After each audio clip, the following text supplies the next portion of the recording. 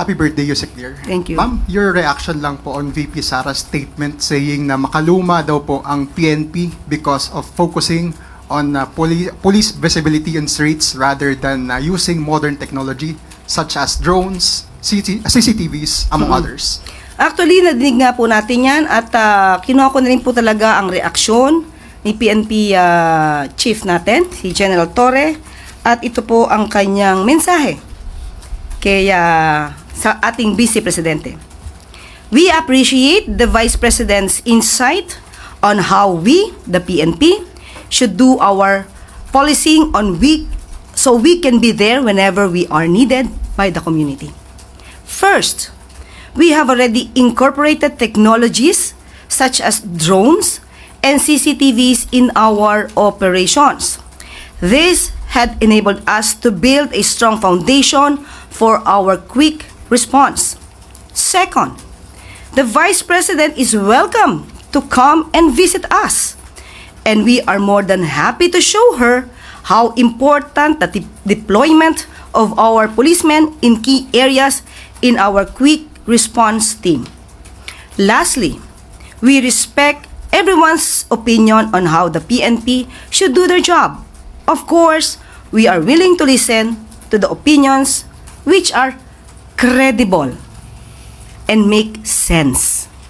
So, ayon dito sa ating PNP chief, makinig po tayo ng opinyon sa mga taong may sense. At ewan ko na lang po kung ay nako, sa totoo lang kung ako si VP Sara tapos ganyan ang mga isasagot sa akin, hindi na ako magsasalita sa press, hindi na ako magpapakita muna sa media.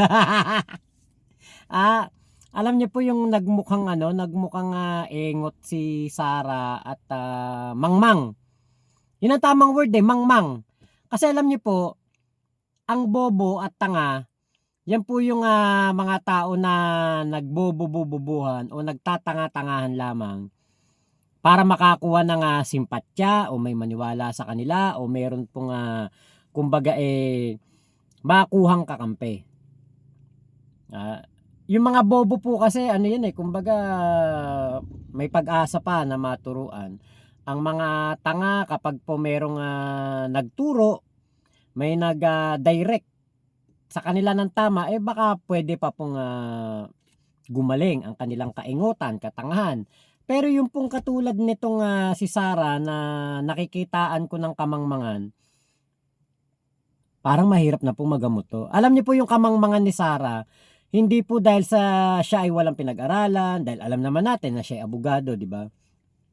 Lagi din naman niya sinasabi yan, abogado siya, alam niya ang batas. Pero yung kamangmangan ni Sara ay pinipili niya na maging mangmang. Bakit? Pero yun, vice presidente siya. Pangalawa sa pinakamakapangyarihan dito sa ating bansa. May access siya sa lahat.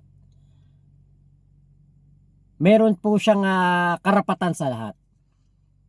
Pwede siyang pumunta ng PNP, di ba? Headquarters o saan mga parte ng Pilipinas na mayroong PNP. Pwede po siyang pumunta, mag-obserba at makipag-usap sa commander o kung sino man na namumuno sa istasyon na yon. Diba? Kaya niyang gawin yan kayang-kaya niya. Pero she choose not to. Diba? Hindi niya po pinili na puntahan ng personal yung mga istasyon po ng ating mga kapulisan. Katulad na lang nitong kay General Torre.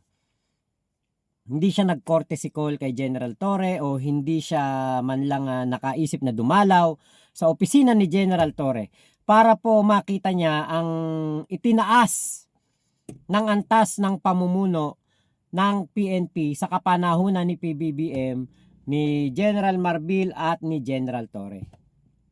Diba? Sana nakita niya Pero mas pinili po niya ang mamulitika, magbunganga. Ibig sabihin, hindi niya, kasi ito, nakakarating siya ng Australia, kakarating siya ng Dahig, nakakarating siya ng Qatar, nakakarating siya ng Malaysia, pero yung nandyan lamang na Camp Crame sa Quezon City, hindi niya pinupuntahan. So pinipili niyang maging mangmang, walang alam, walang malay sa kung ano ang meron na mga kagamitan at kung ano ang ginagawa ng ating Philippine National Police para sa pagsugpo sa krimen. Kung ano ang mga makabagong teknolohiya, makabagong pamamaraan na kanilang ini-implement para po maging safe ang mga Pilipino ayon na rin sa direktiba ng ating Pangulong Bongbong Marcos. So para po sa akin, pinipili ni Sara maging mangmang sa kaalaman. Kasi ako, katulad ko, pinuntahan ko si General Torre. Nakipagkwentuhan ako sa kanya sandali. Nalaman ko ang kanyang mga ginagawa. Nalaman ko ang kanyang mga plano. Nalaman ko ang kanyang mga inisyatibo. Edi, may alam ako. Hindi ako katulad ni Sara na, sana gumamit kayo ng drone, mga CCTV para sa pagsugpo sa krimen. Diyos ko, basic na yan. Matik na yan.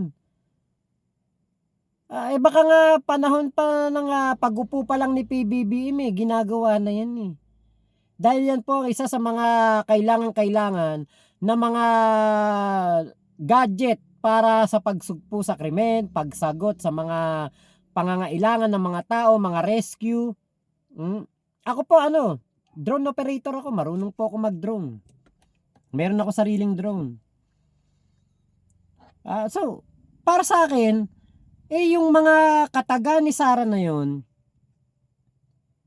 bigla na lang pumasok sa isip niya. Parang magmamagaling siya, parang, dapat ganito, hindi, dapat ganyan. Magmamagaling. Pero hindi niya alam, matagal nang meron na mga CCTV. Nakakalat sa buong kamay nilaan. Bawat establishmento may CCTV na. Pag kumuha ka nga ng business permit o ng, ano ba yung tawag doon, o building permit, dapat meron kang CCTV. Kahit yung mga mumurahin lang nabibili sa Lazada, basta ang importante ito ay nakakapag-record at makikita mo yung mga recordings. Murang CCTV lang, CCTV. Kaya alam niyo po, yung pagsasalita ni Sara na ganyan, ito po ay may intensyon na mangliit, may intensyon na parang iligaw ang mga Pilipino na naman na parang walang teknolohiya na ginagamit ang PNP.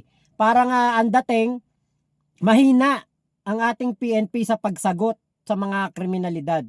Hindi ay alam ni Sara na ang ating PNP Chief, General Torre, ay open sa makabagong pamamaraan at gumagamit po ng pamamaraan na makabago, nakakasabay sa mga pagbabago at makakasabay sa high-tech din na ginagawa po ng mga kriminal. Katulad na lang nung 3-minute or 5-minute response para po sa pagsugpo sa krimen, ginagawa yan ni General Torre. Ini-implement na lang niya sa buong bansa. Actually, nagawa niya na yan sa ibang, like sa Davao. Siya ay PRO 11 na chip. Siya, pina-implement niya yan. Meron na siyang blueprint I-implement na lang sa buong Pilipinas. Kaya yung kataga na yon ni Sara, behind that words ay gusto niya lang talaga na maliitin ng PNP. Pero po, ngayon po na PNP Chief si General Torre at ang ating Pangulong Bongbong Marcos, ang siyang presidente, bumalik po ang dignidad ng mga pulis. Kapag nakakita ka ngayon ng pulis, karespe-respeto, kagalang-galang. Hindi katulad noong panahon ng kanyang ama, ang mga PNP po noon ay mga kriminal ang tingin ko. Mga riding in tandem. Mga tuta ni Digong, private army niya. Yan po ang katotohanan. Kaya ngayon, na si PBBM ang presidente, nakita natin ang pagbangon ng dangal ng PNP. Hindi po ito ginawang private army ni PBBM, bagkus ito po ay kumbaga yung kanilang trabaho na to serve and protect at pangalagaan ng rule of law at pangalagaan po ang orderliness sa ating bansa. Yan po ang ginagawa ng PNP. malayong malayo po nung panahon ni Digong na binalahura ang uniforme ng PNP. So yun lamang po, maraming salamat sa pagsama nyo sa aking vlog na ito. Ingat po kayo, nasan mang panig kayo ng mundo, huwag kayo maniniwala sa fake news, lalo na po sa vice-presidenteng may impeachment complaint. Ingat po kayo, Mama Chup Chup, love you, God bless us all, Pilipinas. God first, salamat po.